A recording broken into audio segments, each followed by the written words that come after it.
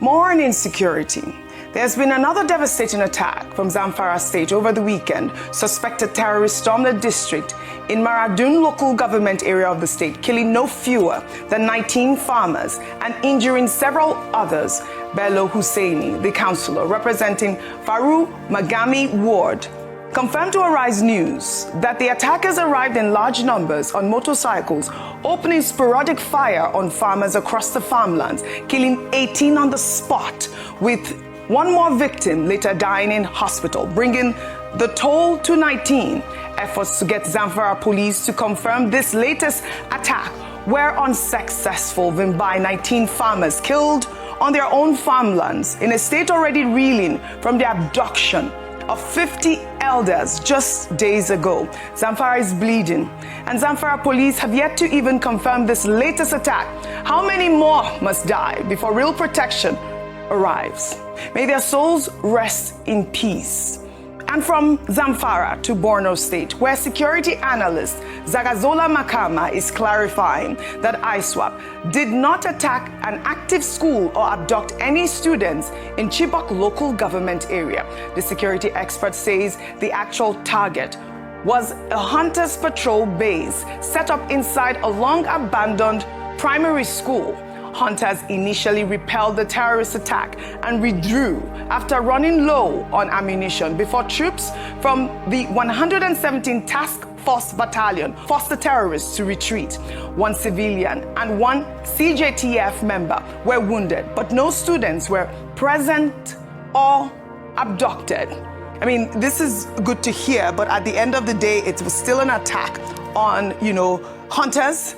It could have been a school. And, in better security news, before I come to you, Vimbai, Operation Hidden Kai also foiled a separate terrorist infiltration attempt at the theater training school in Buniyadi local government area of Borno State, neutralizing the threat and recovering 2 terrorist corpses and a motorcycle in Damboa. Troops also arrested logistics suppliers, including a 23-year-old Adams Shetima, who confessed to supplying logistics and intelligence to Boko Haram insurgents. Look at this, a 23-year-old is engaging. I mean, we've seen these young people, they're young and they're, engaging in these heinous crime. And we've also seen that, in Borno State, there was this reintegration process that happened over the weekend, which has really angered a lot of Nigerians online as well. Your thoughts?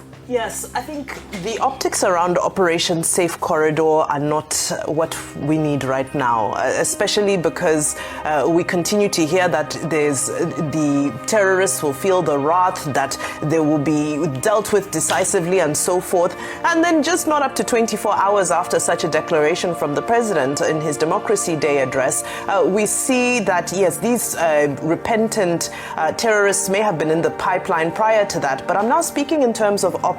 What does it look like?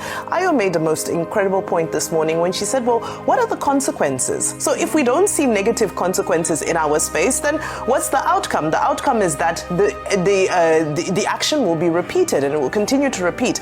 In just these few minutes, Oji, we've spoken about Borno, Katsina, Zamfara, and there was it those 3 states? And exactly. Yes. But you look at the number of states, and it's no longer secluded to one area of the country. It's now widespread. And we continue to say, kudos to the forces that you can see that they're engaged in repelling attacks. That's what these reports indicate, is that they're not sitting idly, but more needs to be done. You see that they're now attacking hunters, which goes to show you that this is now going beyond the level of, if we call it kinetic military engagement or whatever it is, that these terrorists are now intimidated by even hunters and forest guards and so forth. So the solution to this is, for now, we've said that we think state police is the way forward. Yes. Why are we on holiday? Why are we not fast tracking that?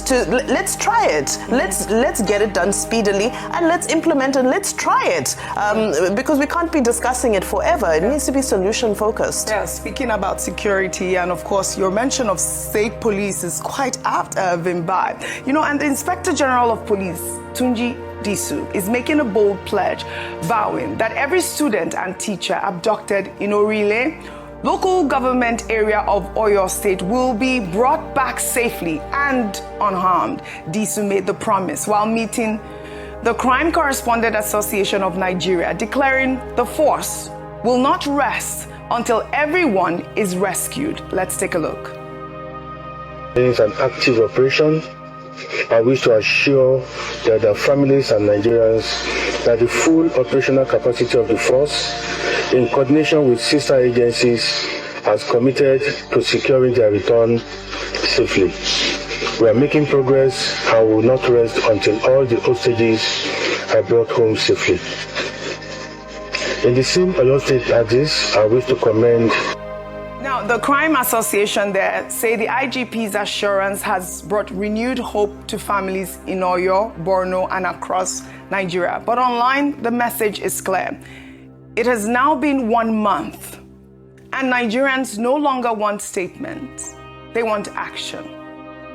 Now to Ethiopia, where Nigerian inmates in Abba Samuel prison in Addis Ababa celebrated over the weekend following the signing of a bilateral prisoner transfer agreement between Nigeria and Ethiopia. Eligible inmates can now finish their sentences here in Nigeria. Foreign Affairs Minister Bianca Ojukwu called the atmosphere exciting and one of renewed hope. Let's take a look.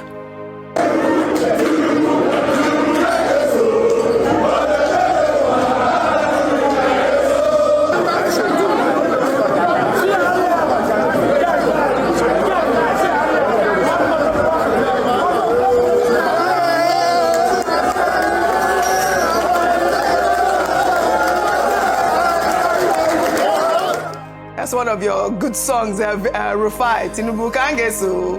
Na na na na na na. All right. Well, you know, the inmates thanked President Tinubu for remembering Nigerians abroad. But online, many are asking what conditions await them at home, given how overcrowded Nigeria's correctional facilities already are. Ayo.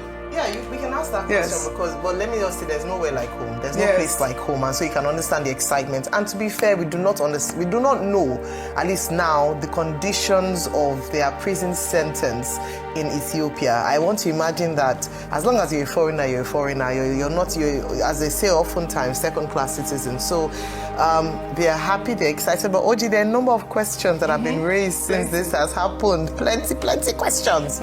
And I would dignify some, I won't some.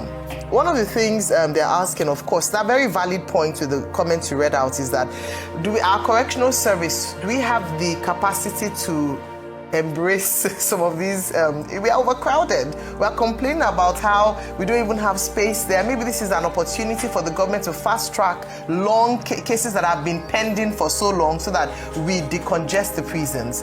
And then number two is that the category of crime that these people have committed is very peculiar, and people are asking that why this section or this type of crime, why is it that they're the ones that were rescued or brought back home to continue serving their sentence? But despite all these questions, I think the good news is that the Ministry of Foreign Affairs has been able to facilitate this repatriation of our criminals, and just to make it very clear that they are not being released. They will continue to serve their term in correctional service here in Nigeria. But I want to also use this opportunity to make a call or a case for the condition, and this goes to the Ministry of Interior, for the condition of our prisons in today's Nigeria. Let's make it a bit more dignifying so that it truly lives up to its name as a correctional service, not just a place where people are condemned and cannot do anything when they come out of prison. There was a question that someone asked online. I believe I saw that. It's a prisoner swap, right? I wonder how many Ethiopians left. How many Ethiopian prisoners do we have in there? Do we have numbers? Question and answer. All right.